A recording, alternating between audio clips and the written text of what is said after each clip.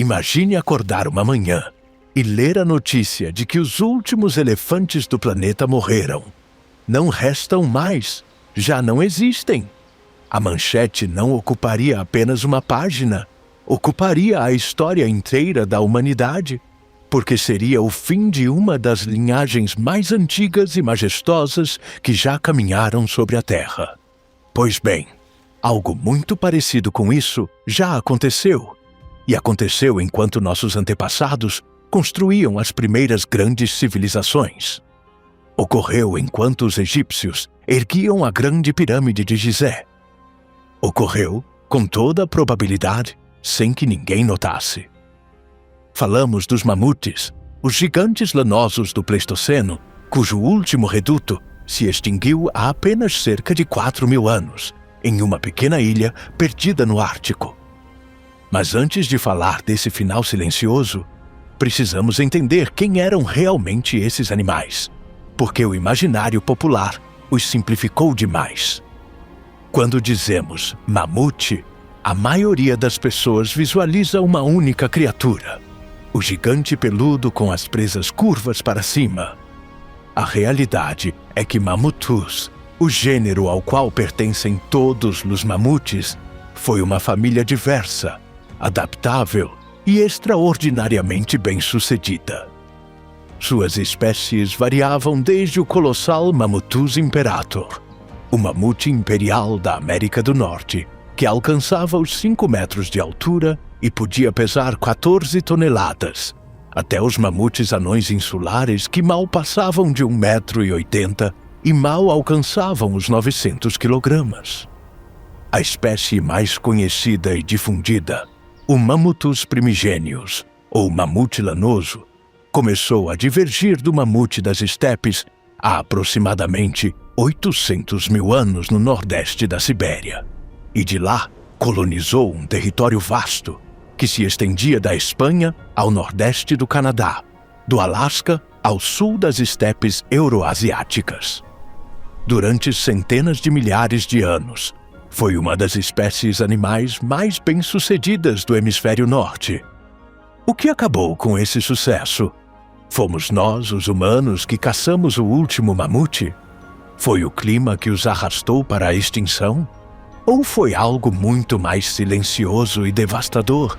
Algo que apodrecia por dentro, inscrito em cada célula de seus últimos descendentes? Este roteiro não apenas responderá a essas perguntas, mas percorrerá, com a precisão da ciência e o detalhe de um romance, a história completa desses animais. Sua biologia extraordinária, seu comportamento social, as descobertas científicas mais importantes dos últimos anos, as múmias congeladas que nos revelaram segredos impensáveis, e o debate que por mais de um século dividiu paleontólogos, geneticistas e climatologistas em torno de uma pergunta que se torna urgente no contexto do mundo atual: como se extingue uma espécie que durante milhões de anos tinha resistido a tudo? O gênero Mammuthus, uma linhagem que cruzou continentes. Para entender verdadeiramente o que foi um mamute, é preciso retroceder muito mais além do que o Pleistoceno. A linhagem Mammuthus não nasceu nas estepes geladas do norte, mas no continente africano. Os paleontólogos rastrearam suas origens até o Mammuthus subplanifrons, uma espécie primitiva que viveu na África subsaariana durante o Plioceno inicial, há cerca de 5 milhões de anos. A partir dessa raiz africana, o gênero expandiu-se lentamente em direção à Eurásia, cruzando para a Ásia e Europa durante a transição do Plioceno para o Pleistoceno. Este percurso não foi o de uma espécie empurrada pelo desespero, mas o de uma linhagem adaptável que encontrava nichos favoráveis em cada nova latitude que alcançava. Na Europa e Ásia, a linhagem deu origem ao Mammuthus meridionalis, o mamute meridional, uma criatura mais parecida em aparência aos elefantes modernos do que ao estereótipo do gigante lanoso, com presas longas e curvas, mas sem o casaco denso que todos associamos ao grupo. Viveu durante o Pleistoceno inicial, em climas mais quentes do que os que dominariam mais tarde. Seu descendente, Mammutus trogontheri, o chamado mamute das estepes, começou a levar os limites da linhagem para latitudes mais extremas, desenvolvendo adaptações ao frio que seriam aperfeiçoadas por seu sucessor. Segundo os estudos filogenéticos publicados na Scientific Reports, em 2017, o Mammutus primigênios, o famoso mamute lanoso, começou a divergir do mamute das estepes no nordeste da Sibéria há aproximadamente 800 mil anos, constituindo um dos exemplos mais claros de especiação adaptativa ao frio extremo na história dos mamíferos. Foi a partir desse berço siberiano que o mamute lanoso se expandiu em todas as direções, colonizando a Europa em direção ao oeste, cruzando a ponte de Bering rumo à América do Norte a leste e avançando para o sul até atingir as margens das estepes euroasiáticas temperadas. Sua faixa geográfica estendeu-se da Espanha ao Canadá, do Alasca às planícies da China. A história do gênero também inclui um capítulo fascinante de hibridização. Quando a linhagem chegou à América do Norte, através da ponte terrestre de Bering, durante o Pleistoceno, diversificou-se em novas formas. O Mammutus columbi, o mamute colombiano, foi a espécie dominante nos ecossistemas norte-americanos temperados e subtropicais, desde o que hoje é o Canadá até o norte do México. Não era um mamute especialmente peludo, mas sim um animal adaptado a climas mais moderados, de proporções imponentes, com presas que em alguns exemplares superavam os 4 metros. Estudos genômicos recentes confirmaram algo que os morfologistas suspeitavam há décadas. O mamute colombiano e o mamute lanoso cruzaram-se de maneira significativa nas zonas onde suas áreas de ocorrência se sobrepunham. Um estudo de 2025 que sequenciou molares de mamute do Pleistoceno tardio encontrados na Colômbia Britânica detectou porcentagens consideráveis de ancestralidade colombiana em indivíduos de aparência morfológica semelhante ao mamute lanoso, o que sugere que o fluxo genético entre ambas as espécies foi bidirecional durante milênios, apagando de maneira eficaz as fronteiras que a taxonomia clássica havia desenhado entre elas. E então, havia os mamutes Mammutus exilis, o mamute anão das Ilhas do Canal, que não superava 1,80 m de altura e mal alcançava 900 kg, uma fração das dimensões de seus primos continentais. Um processo evolutivo semelhante de degradação, mas de adaptação radical a uma realidade de recursos contados. Há um dado filogenético que vale a pena destacar com força, porque costuma surpreender até pessoas interessadas no tema. O parente vivo mais próximo do mamute lanoso não é o elefante africano, mas o elefante asiático, Elephas maximus. A análise genômica comparativa indica que a linhagem do mamute e a do elefante asiático compartilharam um ancestral comum há aproximadamente 5,5 milhões de anos. A separação em relação ao elefante africano é anterior, o que torna o elefante asiático uma espécie de primo em primeiro grau, evolutivo do Mammutus primigênios. E não é um parentesco superficial. As duas linhagens compartilham aproximadamente 99% de seu DNA. Essa proximidade genômica é precisamente a que torna possíveis os projetos modernos de desextinção baseados na edição do genoma do elefante asiático para a Ione. É a sensação de familiaridade. Olhamos para suas reconstruções e reconhecemos algo profundamente conhecido nelas: o elefante revestido para sobreviver em um mundo de gelo. E é precisamente essa mistura do familiar e do estranho que torna o Mammuthus primigênios tão perturbadoramente próximo. Falemos das dimensões concretas. Um mamute lanoso macho adulto media aproximadamente entre 3,5 metros e 4 metros de altura até os ombros, comparável a um elefante africano macho grande, embora seu corpo fosse notavelmente mais compacto e robusto. Seu peso oscilava entre 6 e 8 toneladas nos machos maiores, embora os indivíduos médios fossem um pouco mais leves. As fêmeas eram consideravelmente menores, alcançando entre 2,5 metros e 3 metros de altura. Uma das características morfológicas mais distintivas do Mammuthus primigênios, em comparação com os elefantes modernos, era a pronunciada corcunda na parte superior do dorso e a cúpula alta e arredondada do crânio, ambas consequências da distribuição específica da massa muscular e das reservas de gordura. As patas traseiras eram um pouco mais curtas que as dianteiras, o que dava ao corpo do animal uma inclinação característica para a frente e contribuía para sua aparência compacta e robusta. Seus pés, como os dos elefantes modernos, tinham almofadas elásticas de tecido conjuntivo que funcionavam como amortecedores, permitindo ao animal distribuir seu peso sobre superfícies moles, úmidas e em processo de descongelamento sem afundar, uma adaptação crítica em um ecossistema sazonal, onde o solo mudava de estado com o ciclo das temperaturas. A pelagem do mamute lanoso era um dos sistemas de isolamento mais sofisticados que qualquer mamífero já desenvolveu.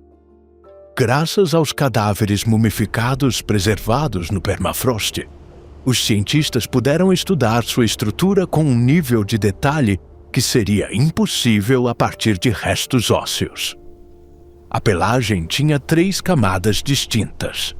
Uma camada protetora exterior de pelos longos e grossos, que nos flancos chegava quase até o chão como uma saia protetora. Uma camada intermediária de pelos mais curtos que atuava como isolante adicional. E uma camada interna de subpelo denso e finíssimo, que retinha o calor corporal de maneira extremamente eficiente. A cor desta pelagem, segundo os exemplares conservados, era entre castanho claro e marrom amarelado, embora com variações individuais. No topo da cabeça, o assura proporcionava um isolamento térmico adicional comparável ao de uma grossa camada de neoprene. Esta gordura não era apenas isolante, mas também reserva energética, especialmente crítica durante os longos invernos árticos em que a vegetação acessível escasseava. Além disso, a pele do mamute era dotada de grandes glândulas sebáceas, que secretavam óleos para impermeabilizar e lubrificar a pelagem, impedindo que a neve e o gelo aderissem aos pelos e comprometessem a função isolante do casaco. O que é verdadeiramente revolucionário é que a adaptação ao frio do mamute não era apenas superficial, não era apenas pelo e gordura. Era molecular, inscrita em cada célula de seu corpo. Um estudo publicado na Cell Reports em 2015 pela equipe de Vincent Lynch, na Universidade de Chicago, realizou a primeira análise genômica abrangente do mamute lanoso, comparado ao elefante asiático, e identificou modificações em dezenas de genes relacionados ao metabolismo lipídico, ao desenvolvimento da pele e do pelo, ao metabolismo da insulina e a um conjunto de canais moleculares conhecidos como termorreceptores que governam a sensação de temperatura. Um dos mais importantes foi o gene TRPV3, que nos mamíferos modernos regula a sensação de calor externo e participa do crescimento e da morfologia do pelo. A versão do mamute desta proteína apresentava uma substituição de um único aminoácido em uma posição crítica que reduzia significativamente sua sensibilidade ao calor. O que, em termos práticos, significa que o mamute percebia as temperaturas de maneira diferente de seus parentes africanos. O que para um elefante tropical era um frio intolerável, para o mamute podia ser simplesmente fresco. Quando os pesquisadores transplantaram o gene TRPV3 do mamute para células humanas em laboratório, o resultado foi exatamente o esperado. A proteína resultante era menos sensível ao calor do que a versão do elefante ancestral. Isso não foi apenas uma curiosidade teórica, mas a confirmação experimental de uma adaptação molecular real que permitiu à linhagem Mammutus colonizar latitudes onde nenhum outro proboscídeo de seu tamanho havia sobrevivido. Igualmente extraordinária era a hemoglobina do mamute, a proteína que transporta o oxigênio no sangue. Nos mamíferos normais, a hemoglobina apresenta um paradoxo fisiológico em climas frios. Libera o oxigênio mais eficientemente quando os tecidos estão quentes, mas nas extremidades de um animal ártico, onde a temperatura pode ser vários graus mais baixa do que no núcleo corporal, esse mecanismo falha e os tecidos periféricos recebem menos oxigênio do que necessitam. Os renas e os bois almiscarados resolveram este problema evolutivamente com modificações na sua hemoglobina que a tornam insensível à temperatura, permitindo-lhe libertar oxigênio mesmo no frio extremo. O mamute resolveu o mesmo problema de maneira independente, mas igualmente elegante. A análise publicada na Nature Genetics em 2010 por Kevin Campbell e colaboradores reconstruiu e reativou em laboratório a hemoglobina do mamute, identificando 3 substituições de aminoácidos específicas na subunidade beta/delta da proteína, que reduzem a energia necessária para libertar o oxigênio e a tornam funcional, mesmo a temperaturas muito baixas. Esta foi a primeira vez na história da ciência que se analisava uma adaptação fisiológica funcional numa espécie extinta, não inferida a partir dos ossos, mas recriada molecularmente a partir do ADN antigo. As presas do Mammutus primigênios merecem um desenvolvimento à parte, porque representam uma das estruturas mais extraordinárias que a evolução produziu num mamífero. Em essência, eram incisivos superiores modificados, homólogos às presas dos elefantes modernos, mas levados a um extremo que nenhum elefante vivo alcança.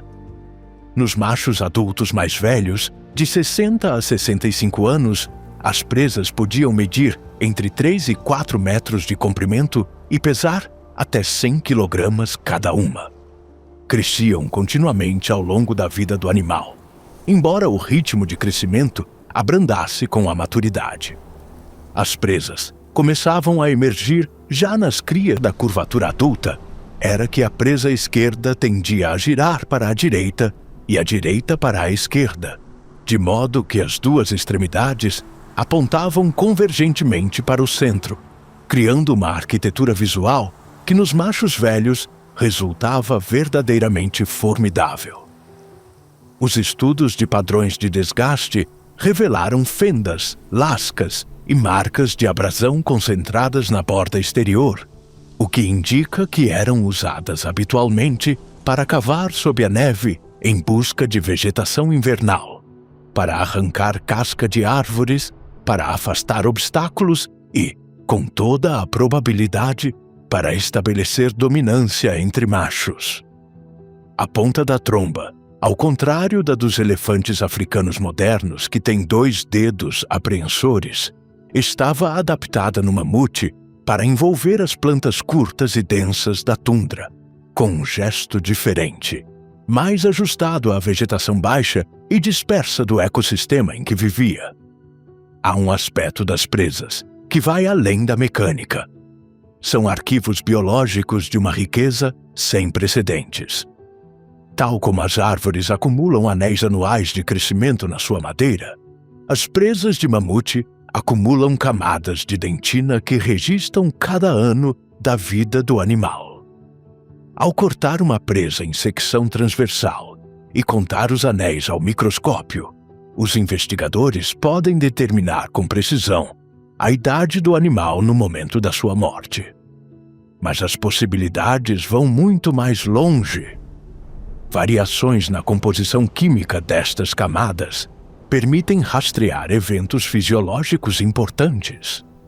As concentrações de isótopos de oxigênio e carbono variam segundo a dieta e o clima local de cada estação, permitindo reconstruir os padrões de migração do indivíduo ao longo da sua vida.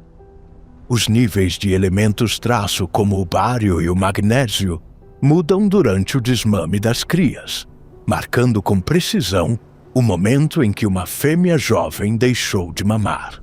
Alguns estudos conseguiram rastrear os movimentos de indivíduos concretos, através de milhares de quilômetros de território ártico, simplesmente analisando a química da sua presa ano por ano, como se lessem as páginas de um diário biológico guardado durante 40 mil anos.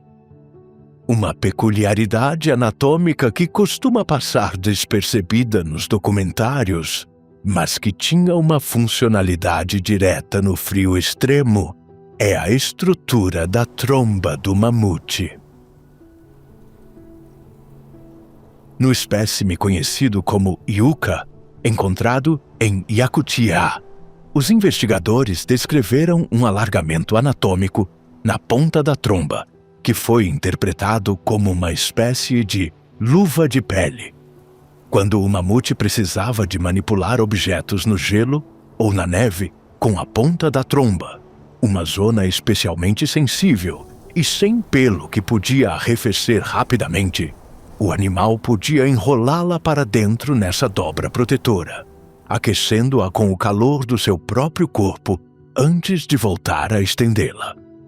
É uma adaptação de uma subtileza notável, um mecanismo completamente ignorado nas representações populares do animal, mas provavelmente essencial para a sobrevivência em invernos, onde as temperaturas baixavam dos 40 graus abaixo de zero.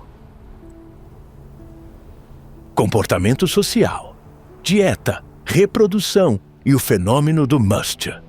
A imagem popular do mamute costuma ser a do animal solitário deambulando por uma comparável ao dos elefantes africanos modernos e que reflete a herança evolutiva partilhada de toda a linhagem de proboscídeos. As manadas eram lideradas por uma fêmea mais velha, a matriarca, cuja experiência e memória de rotas de migração, fontes de água e zonas de pastoreio favoráveis representavam um recurso comunitário inestimável para a sobrevivência do grupo.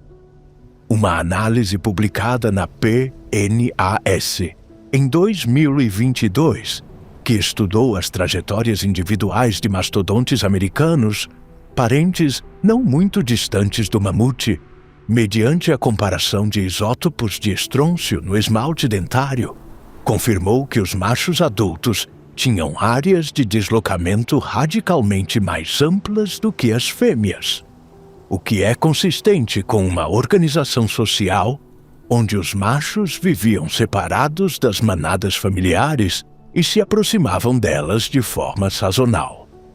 A estrutura matriarcal também explicaria por que o registro fóssil de mamutes na Sibéria mostra uma sobre-representação significativa de machos. Os machos solitários, sem a guia de uma matriarca experiente, eram mais propensos a ficar presos em terreno perigoso e morrer em circunstâncias que deixassem os seus restos preserváveis.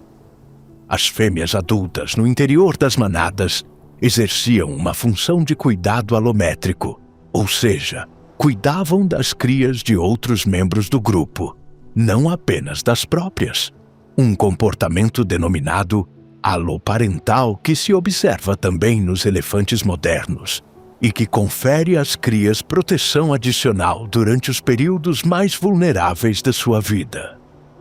As crias de mamute demoravam aproximadamente 10 anos a atingir a maturidade sexual, o que implica um investimento parental e comunitário prolongado.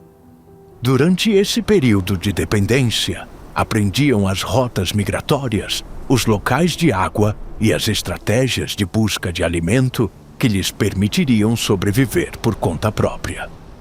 Este conhecimento não estava codificado geneticamente, mas sim culturalmente, transmitido de geração em geração dentro da manada, o que significa que a perda de uma matriarca idosa representava também a perda de décadas de informação ambiental acumulada e irreprodutível.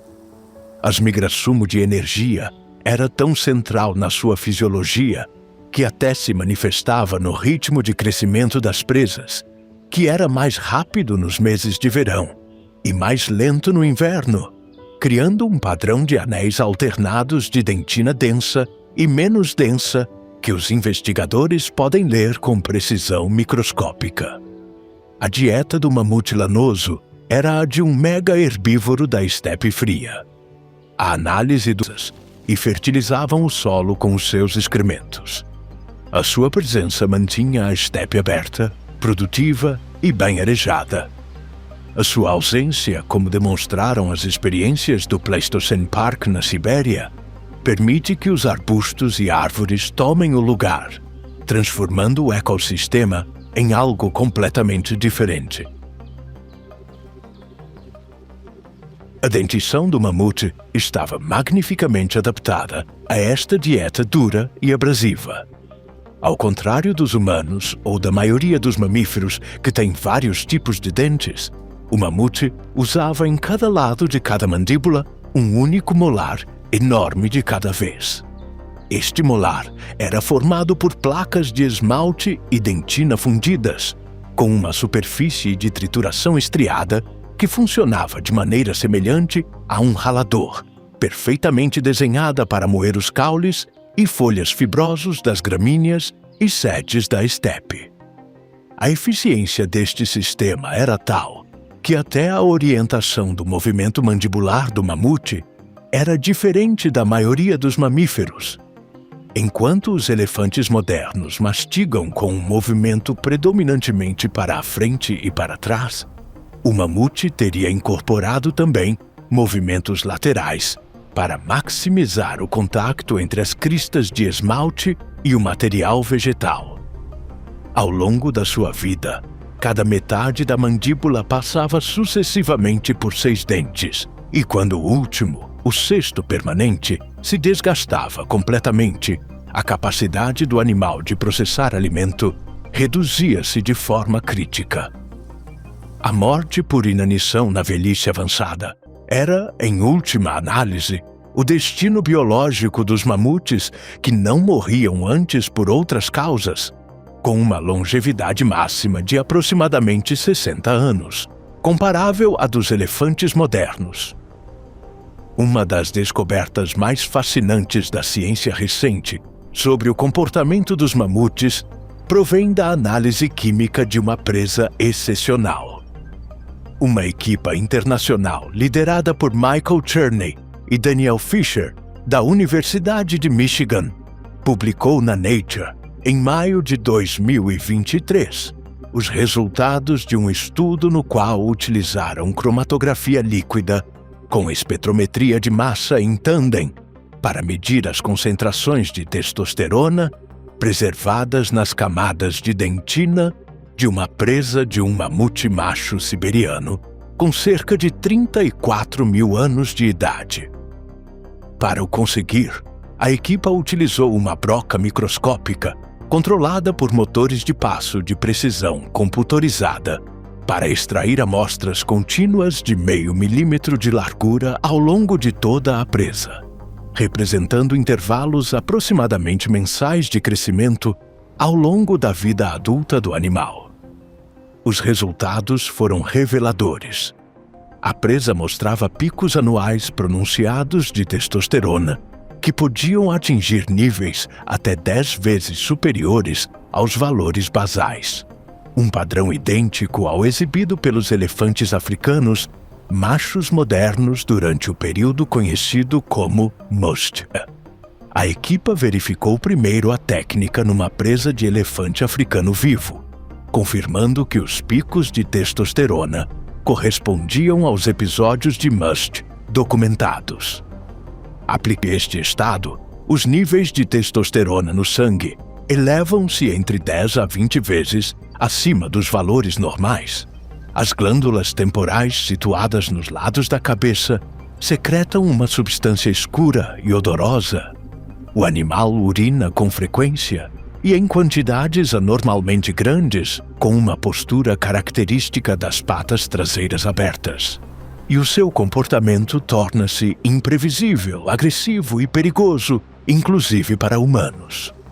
Os machos em Musth competem violentamente com outros machos e os confrontos podem ser letais. Nos elefantes selvagens modernos, os machos velhos em Musth dominam o acesso às fêmeas receptivas, de modo que o estado é diretamente proporcional ao sucesso reprodutivo. Para a população de mamutes do Pleistoceno, isto significava que os machos adultos em Musth eram, durante várias semanas por ano, alguns dos animais mais perigosos do hemisfério norte. 6 toneladas de músculo e osso, com presas de 3 metros e níveis de testosterona disparados, em busca ativa de fêmeas e dispostos a combater qualquer obstáculo. Existem cicatrizes em omoplatas fósseis de mamute que os investigadores interpretam como lesões de presas, consistentes precisamente com os combates que o Musth precipitaria.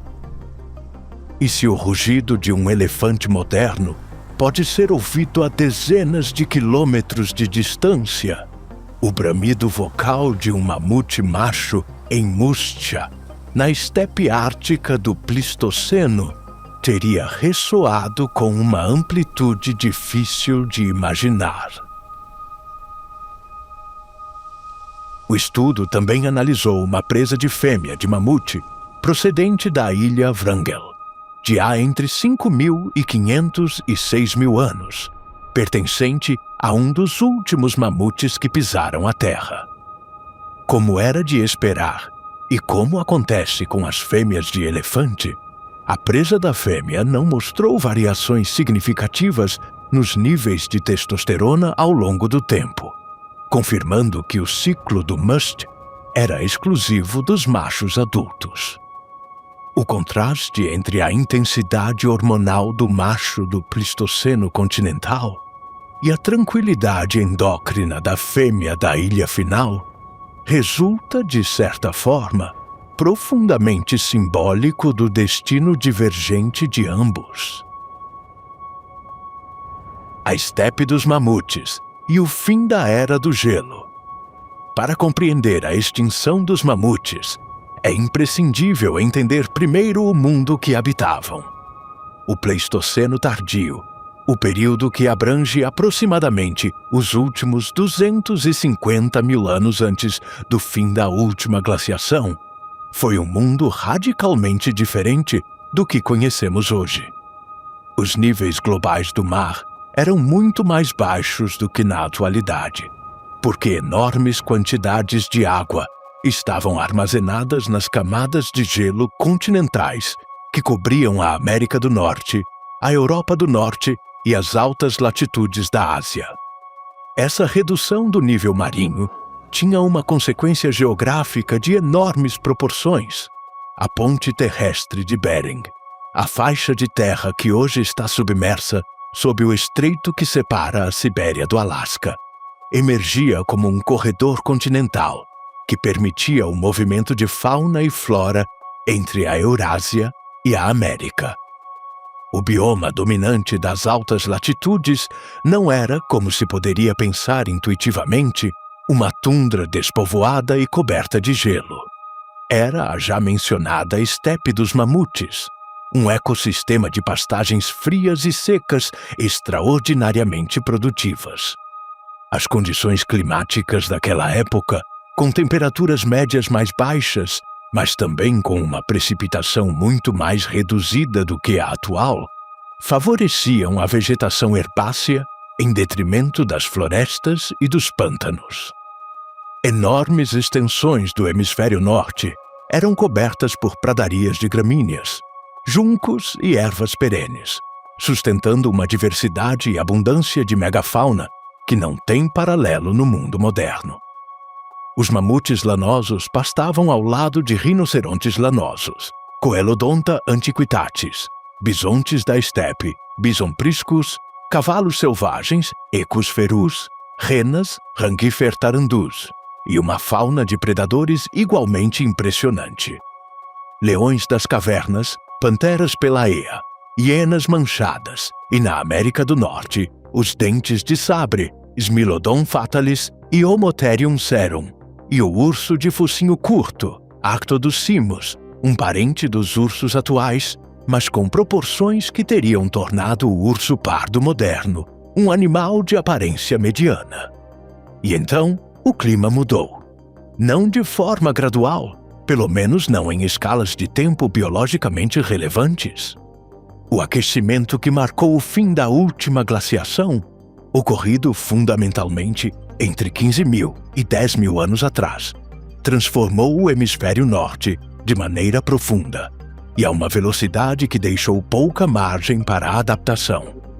As camadas de gelo recuaram, o nível do mar subiu, inundando costas e cortando conexões terrestres entre regiões que haviam permanecido unidas durante milênios.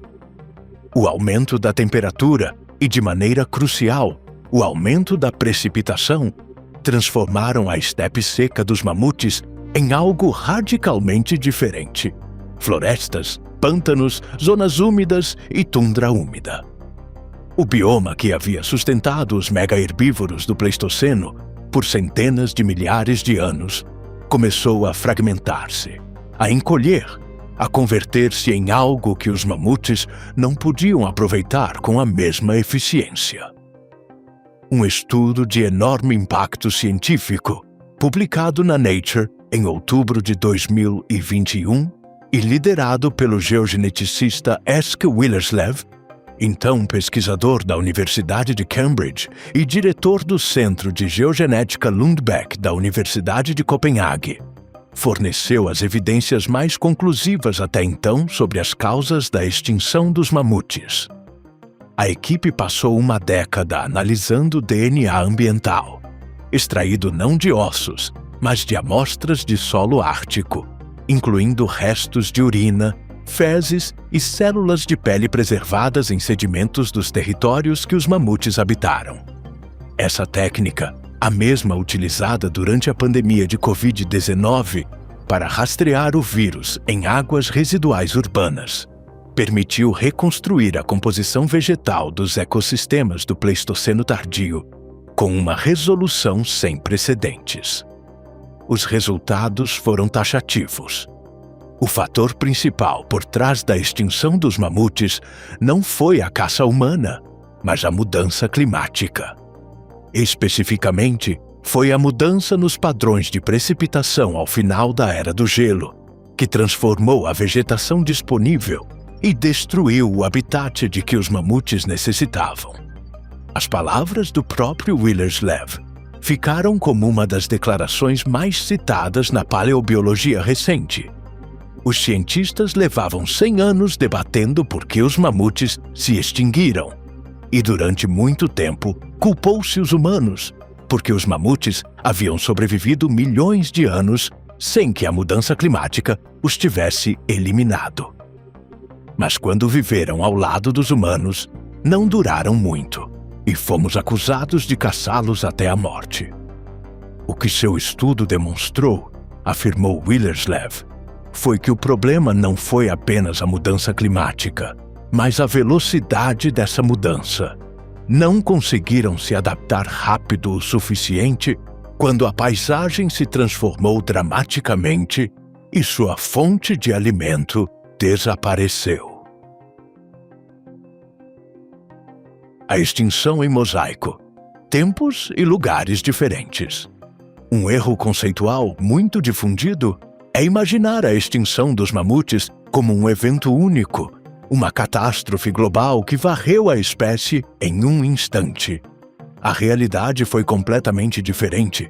Foi um processo escalonado, geograficamente heterogêneo, que se estendeu ao longo de milhares de anos e teve dinâmicas muito diferentes dependendo, seguindo um padrão que os pesquisadores denominam extinção em mosaico. Na Península Ibérica, os últimos mamutes morreram há aproximadamente 19 mil anos, quando o aquecimento pós-glacial começou a eliminar os habitats de estepe na Europa Ocidental. Na Grã-Bretanha, o desaparecimento dos mamutes ocorreu há cerca de 12 mil anos. A última população continental significativa, que habitava o norte de Chukotka, no extremo nordeste da Ásia, desapareceu há aproximadamente 9 mil anos, quando a estepe dos mamutes, que havia sustentado esses animais por milênios, foi substituída pela tundra moderna e pelas florestas de taiga ao sul. No entanto, a extinção continental não significou a extinção total. Em 2 lugares do mundo, grupos de mamutes conseguiram sobreviver por milênios, depois que seus parentes continentais haviam desaparecido. O primeiro foi a ilha de São Paulo, ao largo da costa do Alasca, no Mar de Bering. Lá, uma pequena população de mamutes sobreviveu até há aproximadamente 5.600 anos. Os pesquisadores que estudaram os sedimentos de um lago na ilha determinaram a causa de sua extinção com notável precisão. O aumento contínuo do nível do mar reduziu progressivamente a área da ilha, e no período final da ocupação dos mamutes, a escassez de água doce tornou-se o fator decisivo. O lago que fornecia água doce aos mamutes e que havia sido uma fonte hídrica estável por milênios, tornou-se pequeno demais para sustentar a população. Não foi a mudança da vegetação, nem a presença humana que os matou, mas a sede. O segundo refúgio tardio foi a ilha Wrangel, uma ilha de aproximadamente 7.000 km², localizada no Mar Ártico, ao largo da costa nordeste da Sibéria. Foi neste lugar que se travou a última batalha da linhagem Mamutuz, e foi neste lugar que essa batalha terminou, da maneira mais silenciosa e perturbadora possível. Dima, o primeiro gigante congelado, 1977. Nas ciências naturais, há descobertas que são simplesmente importantes, e há descobertas que mudam completamente a maneira de fazer ciência. O achado ocorrido em 23 de junho de 1977 em uma mina de extração de ouro perto do riacho Kirgiliak, na bacia alta do rio Kolyma, na região soviética de Magadan, foi do segundo tipo. Um operador de escavadeira chamado Anatoly Logachev estava trabalhando nas camadas geladas do permafrost quando a pá de sua máquina tocou algo inesperado. Ao inspecionar o que havia desenterrado, se encontrou diante de um objeto de cor marrom avermelhado que não se parecia com nenhuma rocha nem raiz. Era um cadáver. Pequeno, coberto de pelos, perfeitamente conservado. Era um mamute bebê. Os cientistas soviéticos acorreram ao local o mais rápido possível. O que encontraram superou qualquer expectativa prévia. O cadáver do filhote, que os cientistas batizaram informalmente de Dima, em referência a um pequeno afluente que cruzava a área do achado, estava congelado em um estado de conservação que se revelou sem precedentes. Era macho. Sua altura até os ombros era de aproximadamente 90 centímetros, e seu peso no momento da descoberta girava em torno de 70 quilogramas, embora se estime que em vida teria pesado cerca de 100 quilogramas, pois a desidratação pelo processo de congelamento reduz significativamente a massa do cadáver. Tinha entre 6 e 7 meses de idade no momento de sua morte. A datação por radiocarbono, realizada posteriormente em tecidos moles e pele, situou sua morte há aproximadamente 40 mil anos, durante o interstadial Karginsk, do Pleistoceno tardio, um período relativamente quente dentro do ciclo glacial, que teria criado condições de paisagem instável nas encostas montanhosas da região. Dima tornou-se imediatamente uma sensação científica mundial. Era a primeira vez na história da ciência que se dispunha de um corpo completo de mamute conservado, não simplesmente de ossos fossilizados. A possibilidade de estudar anatomia em detalhe, tecidos moles, estrutura muscular e conteúdo estomacal representava um salto qualitativo no conhecimento do grupo. No entanto, o manejo inicial do espécime deixou muito a desejar nos primeiros dias após a descoberta. O cadáver começou a descongelar no sítio antes que os cientistas pudessem assegurá-lo adequadamente. E segundo testemunhos de presentes, grande parte da pelagem original foi roubada por caçadores de lembranças nesse período inicial de exposição. Os pesquisadores conseguiram recuperar no local cerca de 1,5 kg de pelo.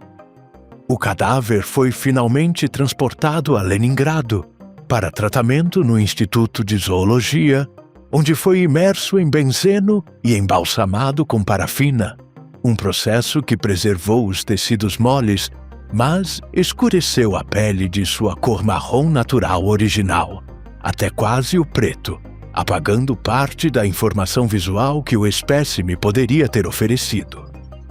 Apesar dessas vicissitudes, Dima revelou dados fundamentais sobre a biologia dos filhotes de mamute que de outro modo teriam permanecido na escuridão. A análise de seu esqueleto confirmou as proporções corporais características do grupo.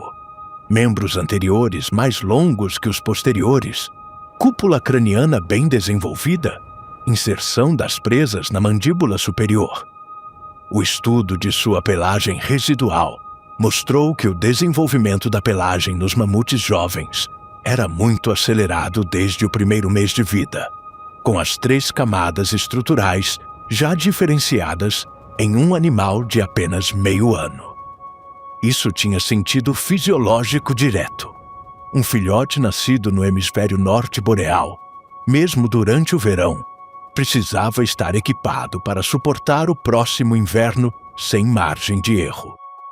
A análise da microfauna sedimentária do local de descoberta forneceu dados paleoambientais valiosos sobre a paisagem da região de Magadan durante o período Karginsk, confirmando a presença de uma vegetação de tundra moderadamente arborizada com pastos e arbustos, bastante diferente da estepe aberta, que dominava as latitudes mais baixas do mesmo período.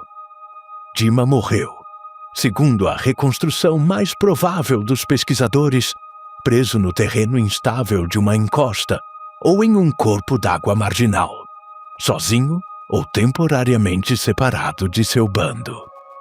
Sua morte foi rápida.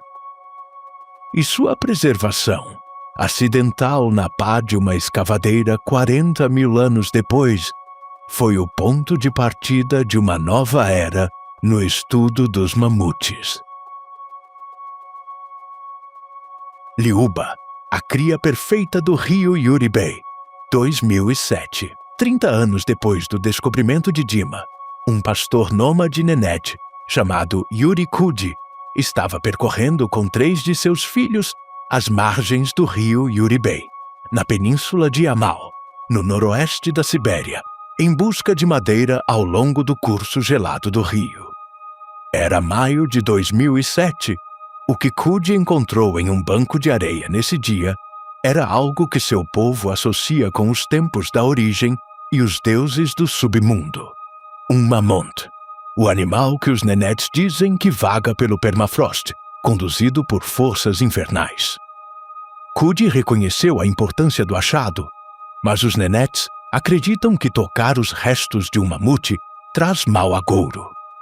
Ele se absteve, prometeu uma oferenda propiciatória e empreendeu a viagem de 240 quilômetros até a cidade de Yarsal para consultar um amigo chamado Kirill Seroteto. Seroteto levou Cudi ao diretor do museu local, que organizou um voo de helicóptero para retornar ao Yuri Bey. Quando chegaram, o corpo havia desaparecido. Um primo de Cudi o havia vendido a um comerciante em troca de 2 motos de neve. Com intervenção policial, o corpo foi recuperado e trasladado ao Museu Regional Chemanovsky de Salekhardt. Em gratidão pelo papel de Cudi no descobrimento, os funcionários nomearam a cria como Liuba, uma forma diminutiva do nome russo da esposa de Cudi, que em russo significa amor. Liuba é, em termos de integridade e estado de conservação, o espécime de mamute mais extraordinário que a ciência já teve em suas mãos. Era fêmea.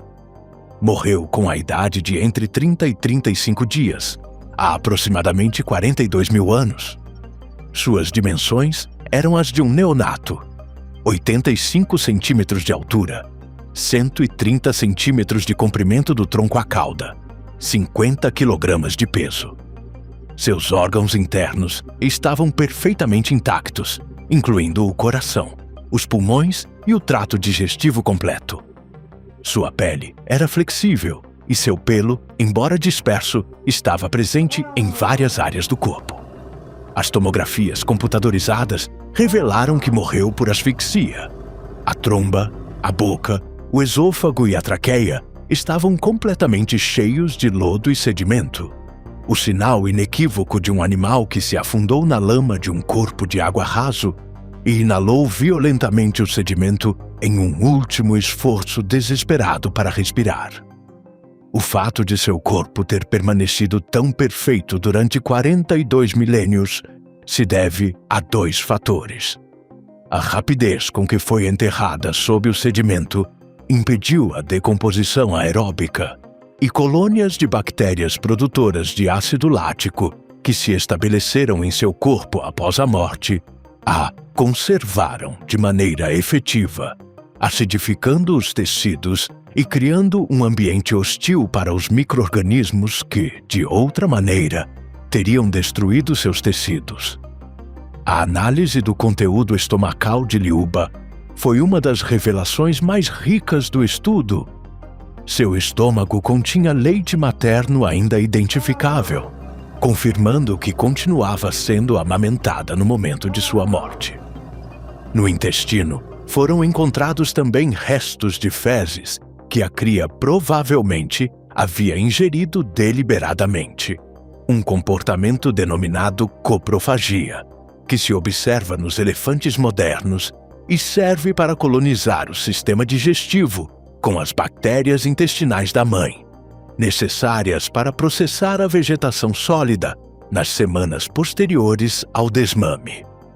Entre os conteúdos intestinais, os pesquisadores identificaram fragmentos de plantas, esporos e grãos de pólen dominados por gramíneas, Poaceae e juncos, Cyperaceae, junto com restos de salgueiro anão, Betula nana, que permitiram reconstruir o ambiente imediato do lugar onde Liuba viveu seus escassos 30 dias. Uma zona de tundra pantanosa, com água superficial e vegetação herbácea densa. Exatamente o tipo de terreno que, para uma cria separada momentaneamente de sua mãe, representava uma armadilha letal. Uma das confirmações mais importantes que Liuba proporcionou foi a do desenvolvimento precoce da corcova cervical de gordura marrom nos mamutes recém-nascidos. As análises de imagem revelaram um depósito pronunciado de gordura na zona do pescoço e da cernelha, idêntico estruturalmente à corcova de camelo que os mamutes adultos exibiam, mas presente já em um animal de 1 mês de vida. Esta gordura marrom é metabolicamente muito ativa. Quando se mobiliza, gera calor diretamente, sem necessidade de movimento muscular, o que a torna um mecanismo termorregulador de emergência perfeito para um neonato que ainda não tem controle total de sua temperatura corporal. Nos elefantes modernos, este tipo de depósito é também visível em crias jovens, mas a versão do mamute era desproporcionalmente maior, ajustada ao regime de temperatura do Ártico. Também se confirmou diretamente, mediante a análise do conteúdo gástrico, que os mamutes bebês, assim como os elefantes atuais, consumiam fezes da mãe durante as primeiras semanas de vida, para estabelecer a microbiota intestinal adequada. Um detalhe que adiciona uma dimensão íntima e cotidiana à imagem do animal que normalmente evocamos quando pensamos no mamute. Liuba foi também o primeiro espécime de mamute no qual se confirmou, mediante análise filogenética, o pertencimento a um ramo de mamutes que havia cruzado para a América do Norte e depois retornado ao continente asiático, proporcionando um vínculo genético concreto entre os mamutes do Pleistoceno tardio da Sibéria e seus parentes transberingianos da América do Norte. Seu lugar de residência permanente é hoje o Museu Chemanovsky de Salekard, no distrito autônomo de Yamal-Nenets, onde continua sendo objeto de análises científicas. Tem viajado também por empréstimo a laboratórios de vários países para ser submetida a técnicas de análise mais sofisticadas à medida que a tecnologia disponível avança, e cada nova metodologia revela detalhes que as anteriores não podiam ver. Nunchoga, o bebê do Klondike, 2022. 45 anos depois de Dima e 15 depois de Liuba, o permafrost do hemisfério norte voltou a entregar ao mundo um de seus segredos mais extraordinários. Era 21 de junho de 2022, o dia do solstício de verão e o Dia Nacional dos Povos Indígenas no Canadá. Um minerador chamado Travis Mudry, funcionário da empresa familiar de mineração de ouro Treadstone Equipment, trabalhava nas camadas de permafrost de Eureka Creek, nos campos auríferos do Klondike, a cerca de 2 horas ao sul de Dawson City, no território canadense de Yukon. Ao escavar a frente gelada, um grande bloco de terra congelada desprendeu-se da parede e, com ele, emergiu algo que Mudry confundiu em um primeiro momento com um búfalo mumificado. Tinha patas curtas e escuras, couro brilhante, uma protuberância que parecia uma cauda. Então, ele viu a tromba. A chamada para o paleontólogo Grant Zazula, do governo de Yukon, chegou no meio da tarde. Zazula, que havia dedicado décadas a estudar a fauna da Idade do Gelo no Ártico, organizou a recuperação de emergência nesse mesmo dia, em colaboração com o geólogo Jeff Bond, do Serviço Geológico de Yukon, e com a equipe da Universidade de Calgary. O território de Eureka Creek encontra-se dentro do território tradicional da primeira nação Trondak-Huetching, cuja presença na região se estende por milênios. Os anciãos da Trondak-Huetching deram ao mamute um nome na língua Han, Nunchoga, que significa grande bebê animal. Esse nome encapsula tanto a realidade biológica do espécime, quanto o sentido de pertencimento que o povo indígena da região sente em relação a todos os seres que habitaram seu território. A recuperação do espécime coincidiu, nesse mesmo dia, com uma tempestade elétrica violenta que os próprios mineradores descreveram como fora do comum, um elemento climático que os anciãos da Trondak-Huetching consideraram parte do significado do acontecimento. Nunchoga é a cria de mamute mais completa já descoberta na América do Norte e, em termos gerais, uma das mais extraordinariamente preservadas do mundo. As estimativas dos geólogos situam sua idade em mais de 30 mil anos, com algumas projeções que apontam para entre 30 e 35 mil anos. Tinha entre 30 e 35 dias de vida quando morreu, comparável em tamanho e estágio de desenvolvimento a Liuba. O que distingue Nunchoga do restante dos achados do hemisfério ocidental é o grau de preservação.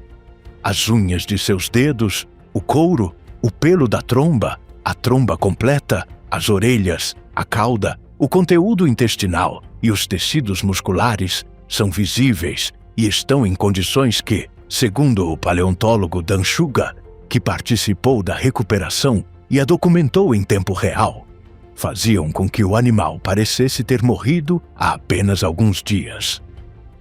Dos 9 mamutes bebês conhecidos no registro mundial, apenas 4 têm a tromba intacta. Nunchoga é um deles. A análise do contexto sedimentar do local sugere que o animal morreu em um evento de landslide, deslizamento de terra, ou preso em uma área pantanosa que o cobriu rapidamente, preservando-o antes que a decomposição pudesse atuar. A dimensão cultural do achado é igualmente significativa. O território de Eureka Creek é o mesmo que, a partir de 1896, durante a corrida do ouro do Klondike, atraiu dezenas de milhares de garimpeiros em busca de riqueza mineral. A maioria não encontrou ouro. Nunchoga, por outro lado, emergiu do mesmo permafrost que os buscadores de fortuna removeram há mais de um século, portadora de um tipo completamente diferente de valor. O de uma janela aberta diretamente para o mundo de 30 mil anos atrás, com as renas e os cavalos das estepes geladas, com os leões das cavernas e os bisões gigantes que a teriam cercado durante suas breves semanas de vida. Os anciãos da Trondheim Hwecyn expressaram que Nunchoga não deve ser tratada como um objeto de exibição, mas como um ser com quem seu povo guarda uma relação de parentesco espiritual, e o processo de conservação e manejo futuro do espécime está sendo desenvolvido em diálogo permanente entre as autoridades científicas de Yukon e a comunidade indígena. Yucca e outros espécimes, um registro que continua crescendo. O registro de mamutes mumificados não se limita a Dima, Liuba e Nunchoga. Ao longo das décadas, o permafrost siberiano e outros depósitos de congelamento ártico entregaram sucessivamente outros espécimes de importância científica. Um dos mais relevantes para a ciência molecular é Yucca, uma fêmea jovem encontrada em Yakutia, Rússia, cuja integridade e estado de conservação a tornaram o objeto de estudo mais intensamente analisado do gênero. Yucca é descrita em algumas fontes como a múmia de mamute mais bem preservada do mundo, embora a comparação com Liuba dependa do critério usado para avaliar a preservação. Seu pelo avermelhado alaranjado está presente em grandes seções do corpo, e os tecidos musculares e conjuntivos de suas extremidades conservam-se com um nível de integridade que permitiu a extração de amostras para análises histológicas e moleculares repetidas ao longo de anos. Em 2019, biólogos moleculares da Universidade Kindai, no Japão, liderados por Kei Miyamoto, extraíram núcleos de células musculares de Yucca e os implantaram em óvulos de camundongos de laboratório, em um experimento que tentava avaliar se algum grau de atividade biológica havia sobrevivido às dezenas de milhares de anos de congelamento. Os resultados publicados na Scientific Reports mostraram que 5 das células injetadas exibiram sinais de atividade que são tipicamente observados no período imediatamente anterior à divisão celular, incluindo a formação de estruturas preliminares no núcleo, No entanto, nenhuma das células conseguiu completar uma divisão real, o limiar mínimo necessário para considerá-las realmente vivas. A interpretação da equipe foi cautelosa.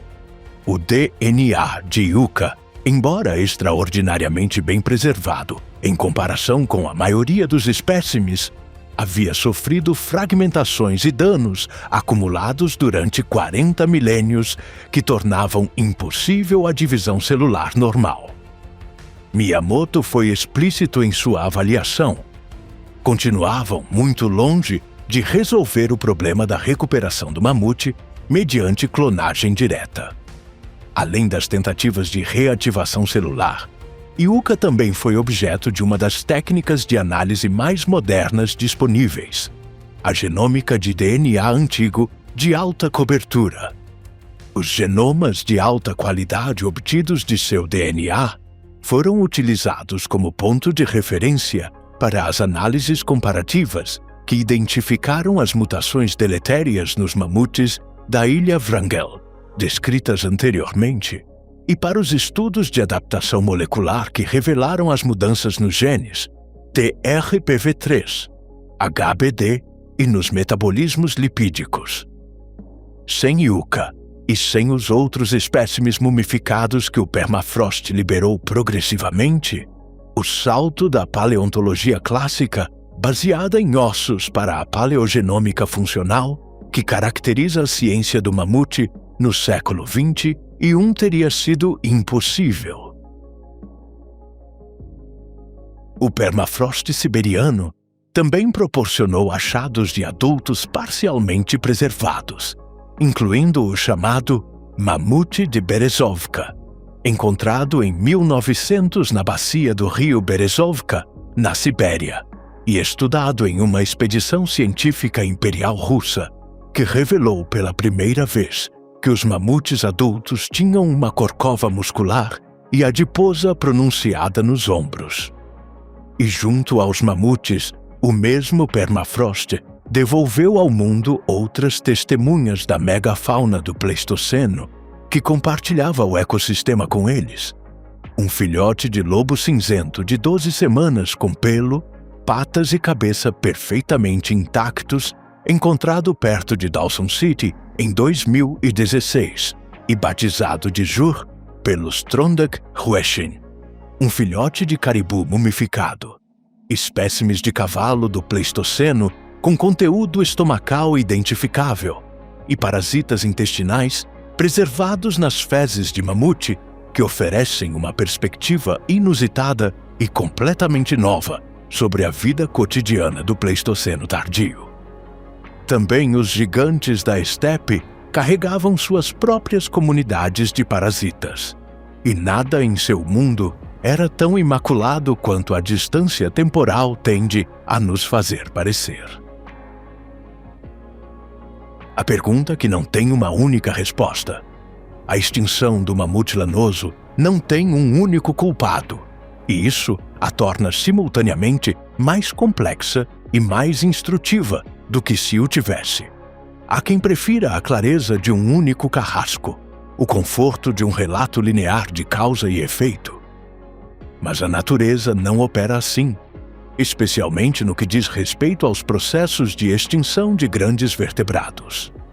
A extinção do Mammutus primigênios foi o produto de uma constelação de fatores que interagiram de maneira diferente em distintos tempos e lugares, e cujo peso relativo varia de acordo com a região e o período analisado. No nível continental, a evidência mais sólida disponível aponta para a mudança climática e, especificamente, para a transformação do bioma de estepe de mamute como o fator dominante. A velocidade dessa mudança foi o elemento crítico.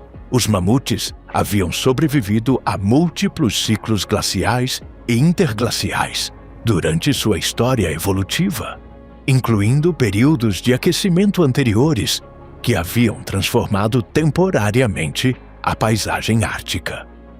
Mas nenhum desses episódios anteriores havia transformado a paisagem na mesma velocidade nem com a mesma extensão geográfica que o aquecimento pós-glacial do Holoceno inicial. O estudo de Willerslev e colaboradores de 2021, baseado em uma década de coleta de DNA ambiental de solos árticos em locais de todo o hemisfério norte, demonstrou que a vegetação da estepe de mamute colapsou com uma rapidez sem paralelo nos ciclos glaciais anteriores. O aumento simultâneo da temperatura e, crucialmente, da precipitação converteu as pastagens secas e produtivas em tundra úmida, pântanos e florestas boreais incipientes. Para os mamutes, isso foi catastrófico. Sua anatomia dentária, seus requisitos calóricos e suas estratégias de busca de alimento estavam todos calibrados para a estepe. A nova paisagem era para eles um deserto disfarçado de vegetação. Ora, entender por que o mamute não pôde simplesmente se adaptar ao novo bioma requer considerar a escala de tempo. A adaptação evolutiva opera em milhares de gerações. Um mamute tinha uma vida de cerca de 60 anos e atingia a maturidade sexual aos 10, o que implica uma nova geração a cada 2 décadas aproximadamente.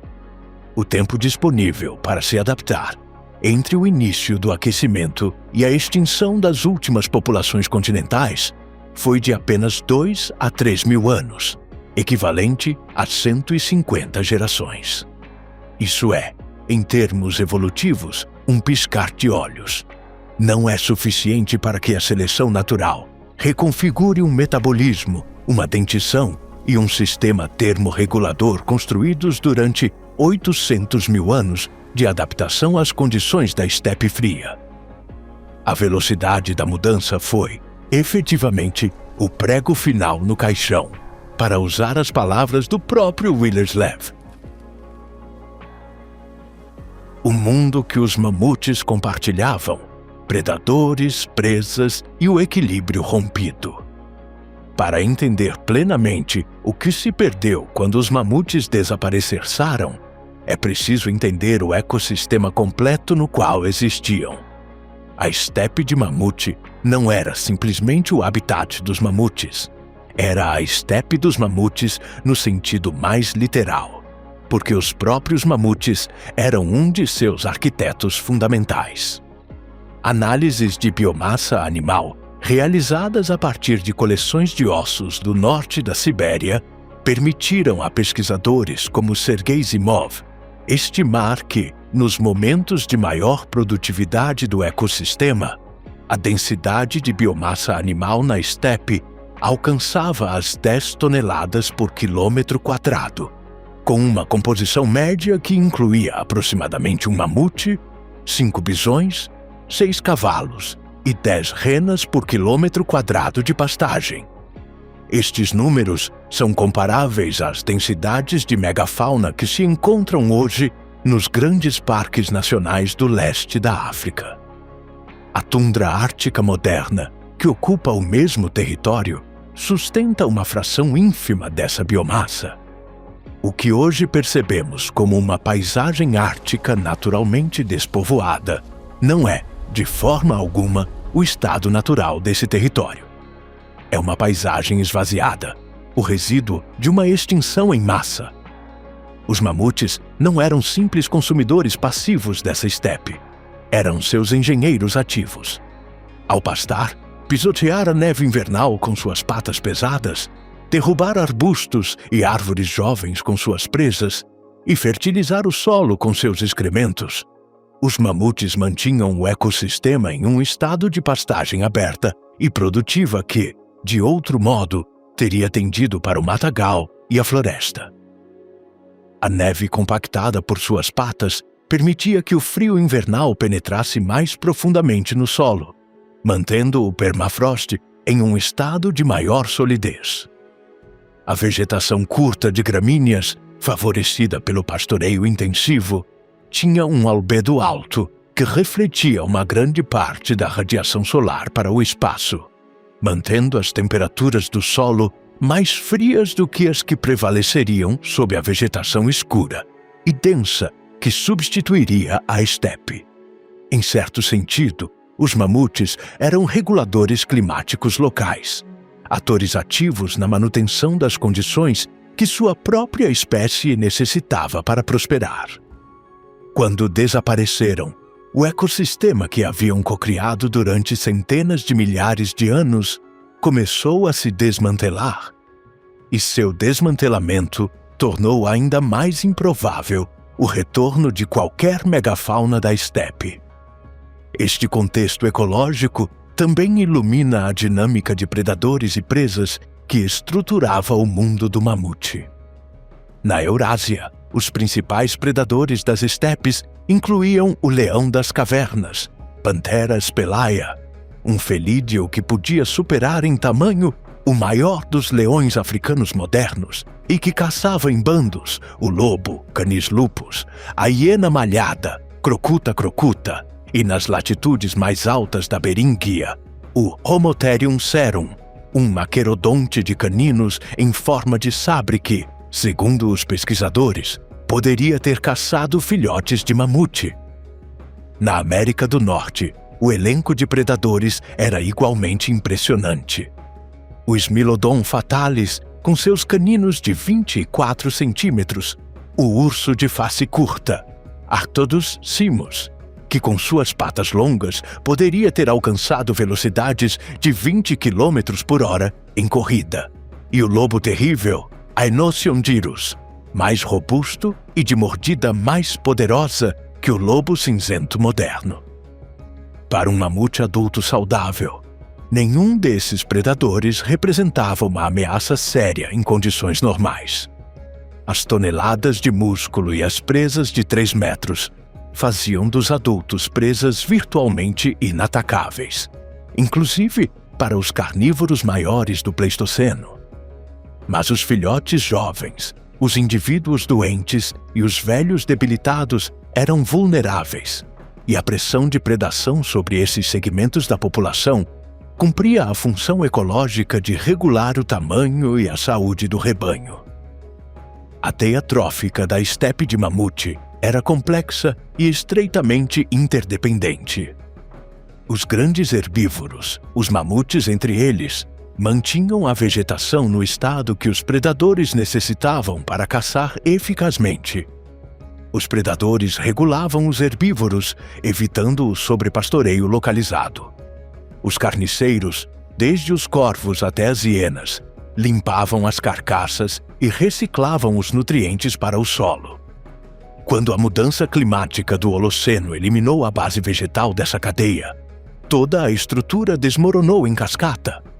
Os mamutes desapareceram e, com eles, o rinoceronte lanoso, Coelodonta antiquitatis, o bisão da estepe, Bison priscus, o cavalo selvagem da Beríngia, o cervo gigante ou Megalóceros giganteus, com sua galhada de quase 4 metros de envergadura.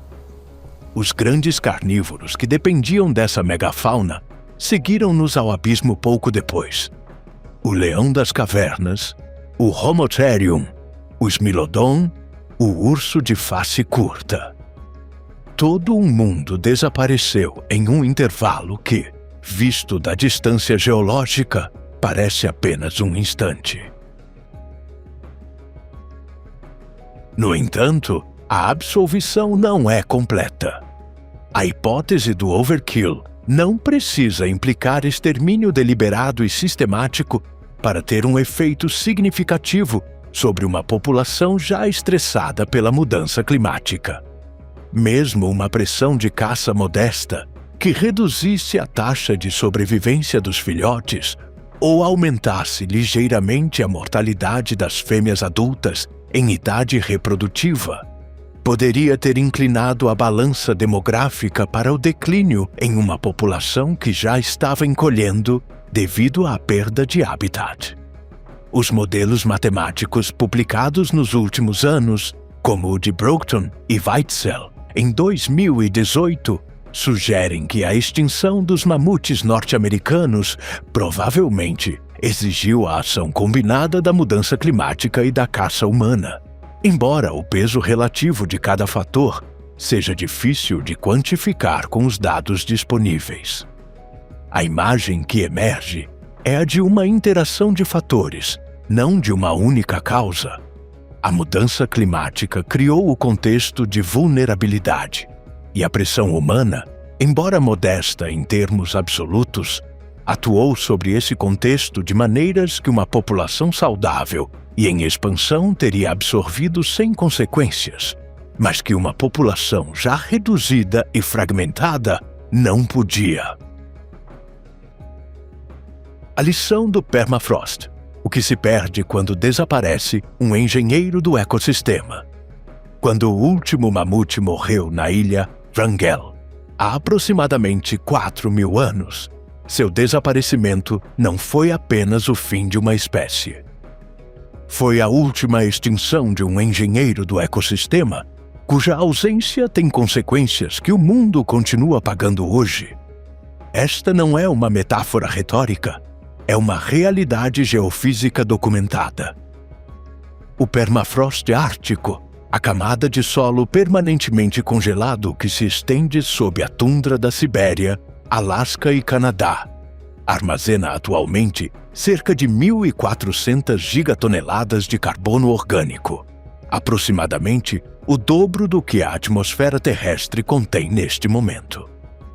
Este carbono, acumulado durante o Pleistoceno, na forma de matéria orgânica não decomposta dos ecossistemas da estepe de mamute, está preso pelo frio. Se o permafrost se desestabilizar e começar a descongelar, as bactérias e fungos que estão inativos nele iniciam sua atividade, decompondo a matéria orgânica e liberando CO2 e metano na atmosfera em um feedback que tornaria incontrolável o controle da mudança climática global. Aqui é onde entra o experimento do Pleistocene Park, iniciado pelo geofísico russo Sergei Zimov em 1988, perto da cidade de Chersky, na República de Sakha.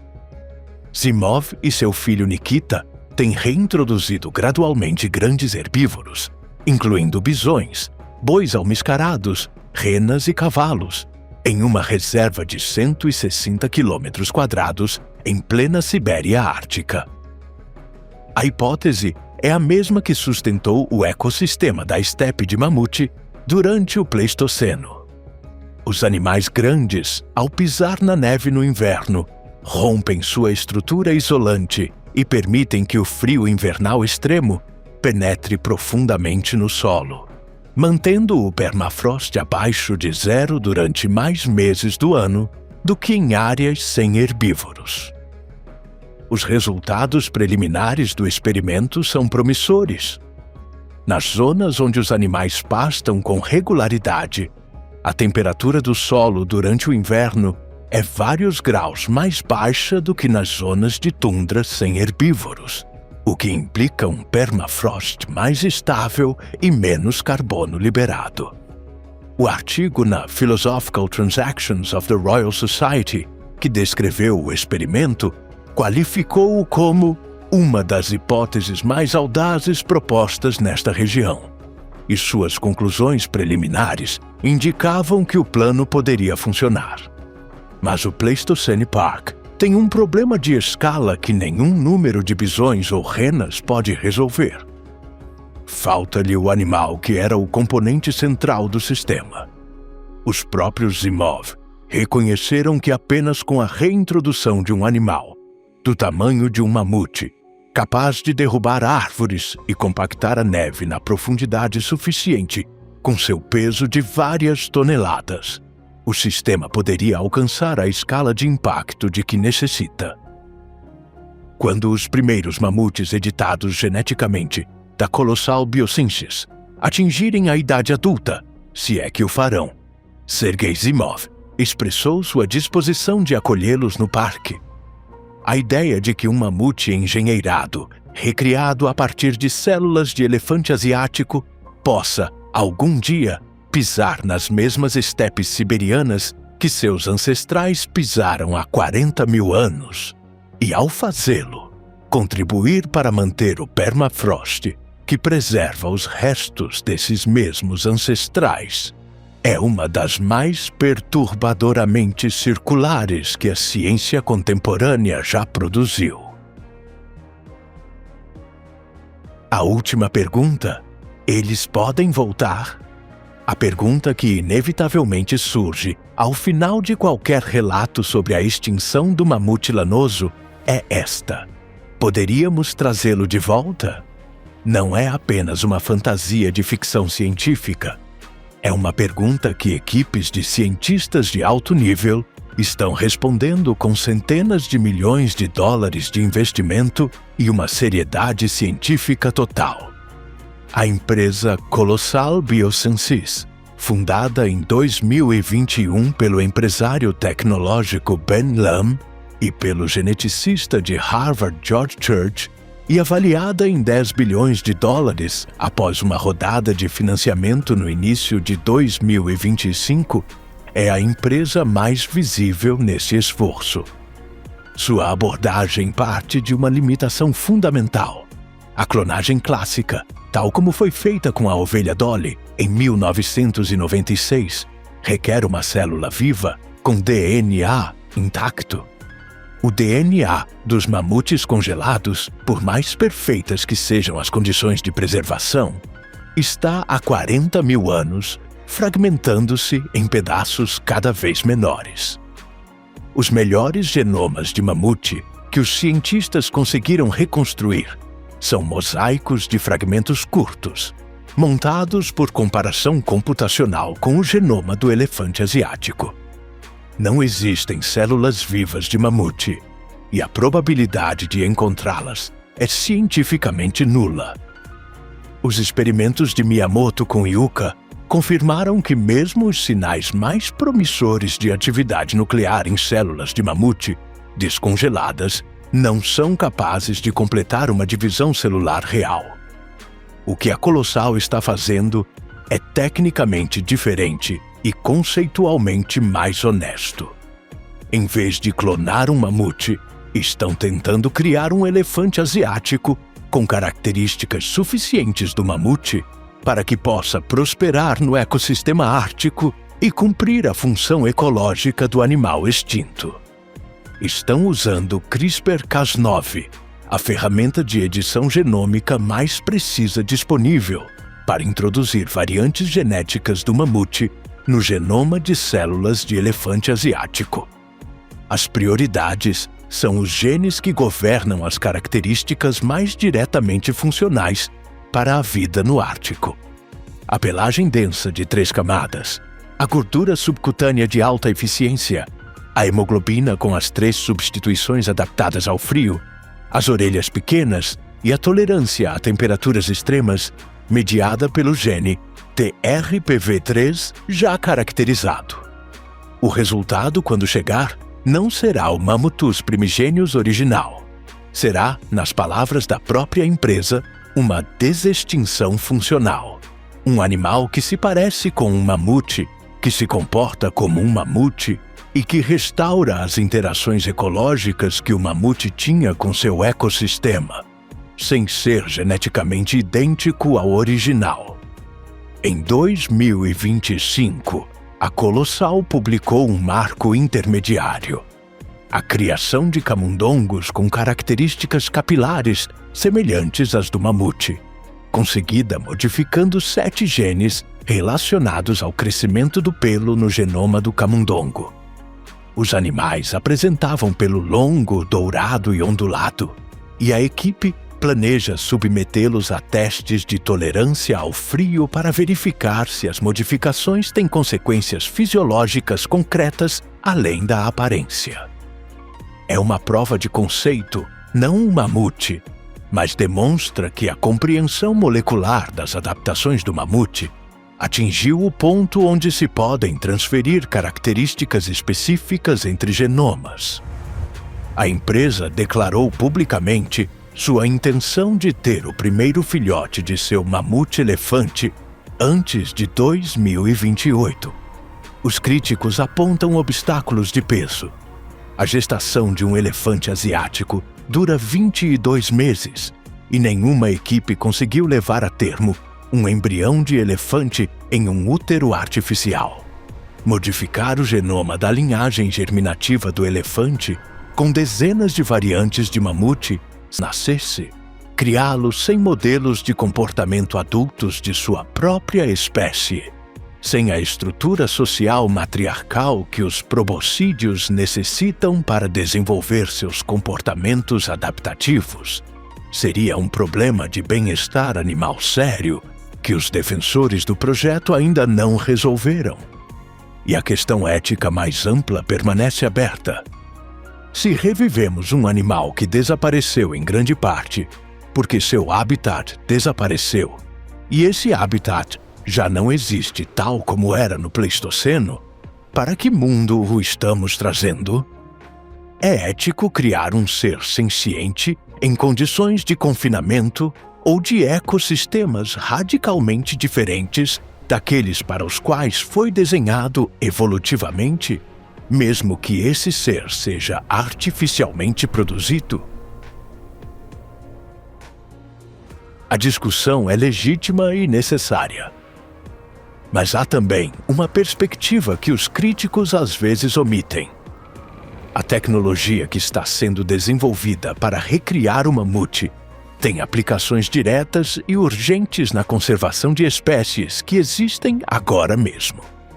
As ferramentas de edição genômica que a Colossal está aperfeiçoando para o mamute são exatamente as mesmas que poderiam ser usadas para introduzir variantes de resistência a doenças no genoma do rinoceronte branco do norte, cujas duas últimas fêmeas vivem em um santuário queniano, ou para preservar a diversidade genética do elefante asiático, cujas populações fragmentadas sofrem os mesmos problemas de endogamia que destruíram os mamutes de Wrangell. Nesse sentido, a busca pelo mamute não é um exercício de nostalgia paleontológica. É a prova de conceito de uma tecnologia que pode mudar a trajetória da biodiversidade no século que vem. O mamute lanoso desapareceu deste mundo em silêncio, em uma ilha ártica que nenhum cronista visitou há 4.000 anos. Mas sua extinção fala tão alto hoje quanto no dia em que ocorreu. O mundo que perdeu aquele filhote final na ilha Wrangell era um mundo diferente. E a distância entre esse mundo e o nosso não é apenas cronológica. É a distância entre um planeta onde os gigantes podiam existir e um onde já não podem mais. Entender como se percorre essa distância, por que se percorre e se ela pode deixar de ser percorrida, é talvez a pergunta mais importante que a paleontologia, a genômica e a biologia da conservação têm que responder juntas. Os mamutes não são apenas história, são um espelho. A pergunta que não tem uma única resposta. A extinção do mamute lanoso não tem um único culpado, e isso a torna simultaneamente mais complexa e mais instrutiva do que se o tivesse. Há quem prefira a clareza de um único carrasco, o conforto de um relato linear de causa e efeito. Mas a natureza não opera assim, especialmente no que diz respeito aos processos de extinção de grandes vertebrados. A extinção do Mammutus primigênios foi o produto de uma constelação de fatores que interagiram de maneira diferente em distintos tempos e lugares, e cujo peso relativo varia de acordo com a região e o período analisado. No nível continental, a evidência mais sólida aponta para a mudança climática e, especificamente, para a transformação do bioma de estepe de mamute como o fator dominante. A velocidade dessa mudança foi o elemento crítico. Os mamutes haviam sobrevivido a episódios anteriores de aquecimento interglacial durante sua história evolutiva, mas nenhum desses episódios havia transformado a paisagem na mesma velocidade nem com a mesma extensão geográfica que o aquecimento pós-glacial do Holoceno inicial. O aumento da umidade converteu a estepe seca, que sustentava os grandes rebanhos de herbívoros em florestas, e áreas úmidas, onde a vegetação disponível para um mega herbívoro da estepe era muito inferior em qualidade e quantidade. Os mamutes simplesmente não tinham para onde ir. No nível insular, o quadro se complica. Na ilha de São Paulo, foi a escassez de água doce que matou os últimos mamutes. Na ilha Wrangel, o consenso científico atual aponta para uma extinção abrupta de uma população que parecia relativamente estável até o último momento, o que sugere um evento catastrófico ou uma pressão súbita. A chegada dos primeiros humanos à ilha, há cerca de 3.500 anos, não pode ser descartada como um fator contribuinte, embora a evidência direta de caça nesse contexto insular seja escassa. O que está claro é que uma população de apenas 300 indivíduos, com a diversidade genética gravemente erodida por milênios de endogamia, era extraordinariamente vulnerável a qualquer perturbação, por menor que fosse. A imagem completa que emerge é a de uma espécie que foi primeiro encurralada pela mudança climática, privada de seu habitat, até ficar reduzida a bolsões de sobrevivência isolados nos cantos mais remotos do hemisfério norte, e que nesses refúgios finais foi caindo vítima de seu próprio isolamento, da inexorável lógica da genética de populações pequenas e provavelmente de algum evento catastrófico final cuja natureza exata permanece, talvez para sempre, na obscuridade do tempo. É possível reviver o mamute? A ciência da desextinção. A pergunta que inevitavelmente surge ao final de qualquer relato sobre a extinção do mamute lanoso é esta: poderíamos trazê-lo de volta? A pergunta não é apenas uma fantasia de ficção científica. É uma pergunta que equipes de cientistas de alto nível estão respondendo com bilhões de dólares de investimento e uma seriedade científica total. A empresa Colossal Biosciences, fundada em 2021 pelo empresário tecnológico Ben Lam e pelo geneticista de Harvard George Church, é a empresa mais visível nesse esforço. Sua abordagem não é a clonagem no sentido estrito, extrair DNA intacto de um espécime congelado e implantá-lo em um óvulo enucleado de elefante, tal como se fez com a ovelha Dolly. Essa abordagem é cientificamente impossível com o estado atual do DNA dos mamutes. O DNA antigo, por mais perfeitas que sejam as condições de conservação, fragmenta-se inevitavelmente com o passar dos milênios. Os melhores genomas de mamute que os cientistas conseguiram reconstruir são mosaicos de fragmentos curtos, comparáveis a um livro do qual todas as páginas foram rasgadas e misturadas, e do qual, além disso, restam apenas fragmentos de metade delas. Não se pode imprimir esse livro tal como era. O que a Colossal está fazendo é algo conceitualmente diferente, mais parecido com uma tradução do que com uma clonagem. Seus cientistas estão usando ferramentas de edição genômica de última geração, principalmente CRISPR-Cas9, para introduzir variantes genéticas do mamute no genoma do elefante asiático, o parente vivo mais próximo do Mammutus primigênios, com quem compartilha aproximadamente 99% de seu DNA.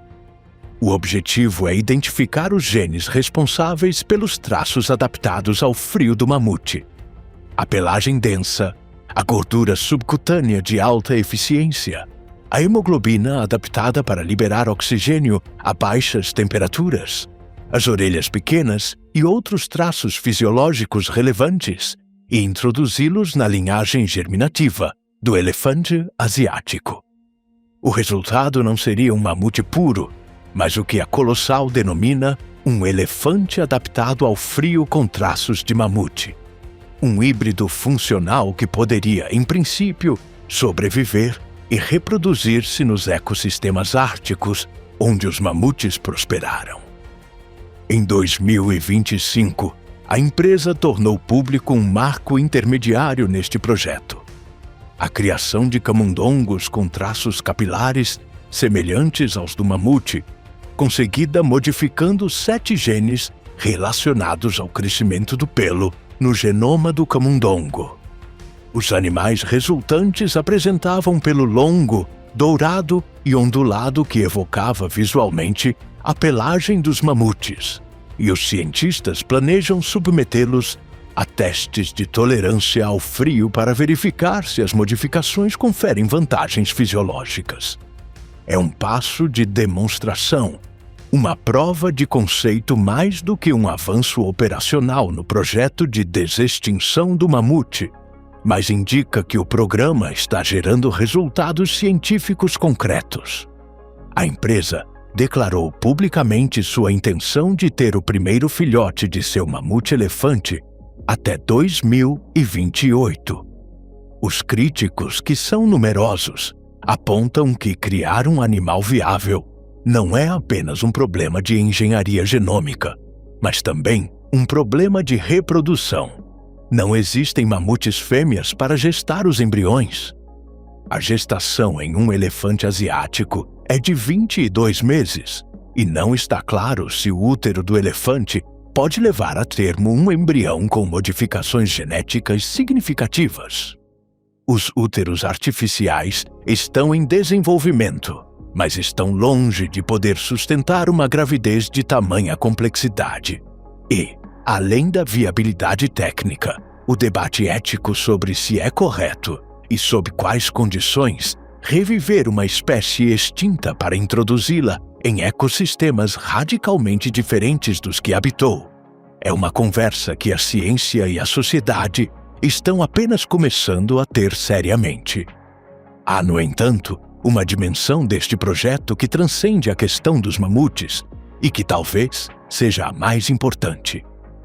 Os argumentos da Colossal incluem um argumento ecológico. Os mamutes, como engenheiros do ecossistema ártico, compactavam a neve com suas patas e derrubavam árvores, ações que mantinham a temperatura do solo ártico suficientemente baixa para preservar o permafrost. Sem os grandes herbívoros, o permafrost ártico está aquecendo e liberando quantidades crescentes de metano e dióxido de carbono na atmosfera. Reintroduzir grandes herbívoros poderia, em teoria, contribuir para estabilizar o permafrost e mitigar as mudanças climáticas. O experimento do Pleistocene Park, iniciado pelo ecologista russo Sergei Zimov na Sibéria, já está testando esta hipótese com bisões, cavalos e renas, com resultados preliminares promissores quanto à redução da temperatura do solo nas zonas onde os grandes herbívoros pastam. Se os mamutes do futuro pudessem escalar esse experimento para milhões de quilômetros quadrados, o argumento climático a seu favor teria uma base científica sólida. O último mamute, uma imagem e uma reflexão. Não sabemos exatamente quando e como morreu o último mamute da ilha de Wrangel. Não houve um observador que o registrasse. Não havia ali, há 4.000 anos, nenhum cronista, nenhum naturalista, nenhum deus que tomasse nota do momento em que o último representante da linhagem que havia cruzado continentes e sobrevivido a milhões de anos de glaciações finalmente deitou-se na tundra ártica e fechou os olhos pela última vez. A ausência dessa testemunha é, em si mesma, parte do significado do evento. O que sabemos, a partir da evidência genética e paleontológica disponível, é que esse último indivíduo viveu em condições de profunda vulnerabilidade. Era pequeno, menor que seus antepassados continentais, o resultado de milhares de anos de nanismo insular. Seu genoma carregava a carga de mutações acumuladas por gerações de endogamia, mutações que poderiam ter afetado sua pelagem, o sistema digestivo, a fertilidade. Fazia parte de uma população de apenas algumas centenas de indivíduos que habitavam uma ilha de 7.000 quilômetros quadrados no meio do Mar Ártico. E talvez, embora não possamos confirmar, compartilhasse esse território com os primeiros humanos que haviam chegado à ilha em canoas ou caminhando sobre o gelo marinho, portando suas lanças, suas redes de pesca, suas fogueiras. Os restos de mamute mais bem preservados que possuímos, como vimos, provêm quase invariavelmente de filhotes jovens, Dima, Liuba, Nunchogá. Esta tendência não é completamente aleatória. Os animais jovens têm mais probabilidades de morrer em situações de imobilidade súbita, atolados na lama, afundando em um pântano, cobertos por um deslizamento, do que os adultos com mais experiência e mobilidade. São também mais leves, e seu cadáver pode ser enterrado mais rapidamente sob o sedimento antes que a decomposição faça seu trabalho.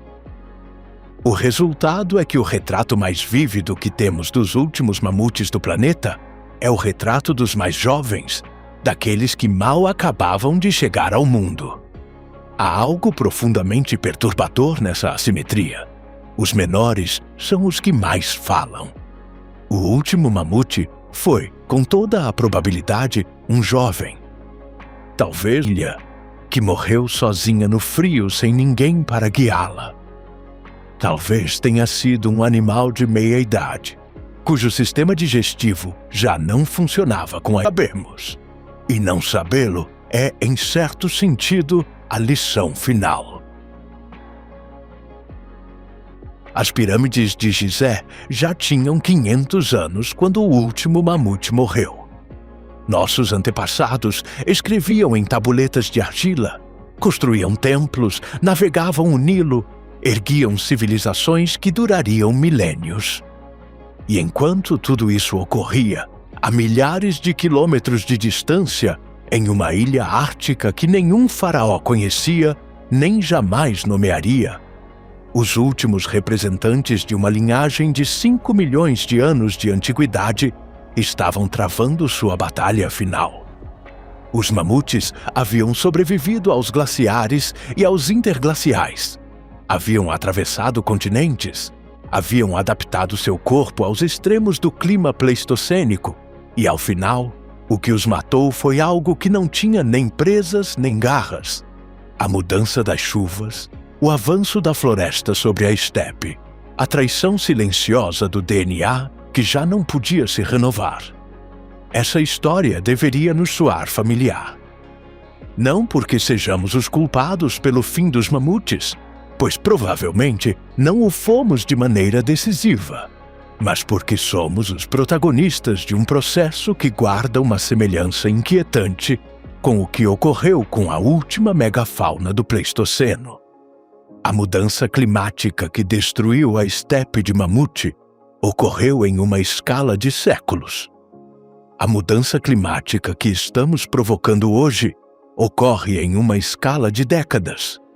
A velocidade que, segundo Willerslev, foi o prego final no caixão para os mamutes, é exatamente o fator que define a crise de biodiversidade contemporânea. As espécies não podem evoluir tão rápido quanto muda o mundo que as rodeia, quando essa mudança é veloz demais. Os mamutes nos deixaram essa lição escrita em seus próprios genes, em seus corpos congelados, nas camadas de permafrost que os preservaram durante milênios para que nós, algum dia, pudéssemos lê-la. A pergunta não é se podemos reviver o mamute. A pergunta mais urgente é se seremos capazes de aprender com sua extinção. Porque se não o fizermos, e se o ritmo de aquecimento global e destruição de habitat continuar, o relato que alguém contar daqui a 100 mil anos não será o relato do último mamute.